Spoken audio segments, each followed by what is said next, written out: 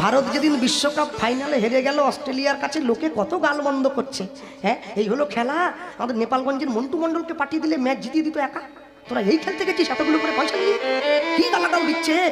তা আমার মাকে আমি রাত্রিবেলা গিয়ে মায়ের হাত ধরে বলছি, মা ভারত যে বিশ্বকাপে হেরে গেল একটা শিক্ষা দিয়ে গেছে আমাদেরকে। মা আমাকে আবার উপহাস করছে, তোর সব কিছুতে শিক্ষা, তুমি কিন্তু আমার কথাটা না শুনে রেগে গেলে। আচ্ছা বল কি কথা? আমি শোনো, ভারতবর্ষের ওই 11 জন খেলোয়াড় যারা দেশের হয়ে খেলছে, ওরা পুরো বিশ্বকে শিক্ষা দিয়ে দিয়েছে। কি শিক্ষা জানো? অতিরিক্ত আত্মবিশ্বাস, অতিরিক্ত অহংকার তোমার জীবনে পতন ডেকে আনবে। তুমি 10টা ম্যাচ জিতে গিয়েছো, তুমি ভেবেছ আমি 11 নম্বর ম্যাচে গিয়ে অনায়াসে জিতে যাব। হয় না, তোমার জীবনের ফাইনাল খেলা ওটা। তোমার বিপক্ষে যে খেলবে সে দল নয়, সেও সবাইকে হারিয়ে এসেছে, তাকে তুমি হালকাভাবে নিও না। আমাদের জীবনের ফাইনাল খেলা হচ্ছে মৃত্যু, যে আমাদের বিপক্ষে খেলবে।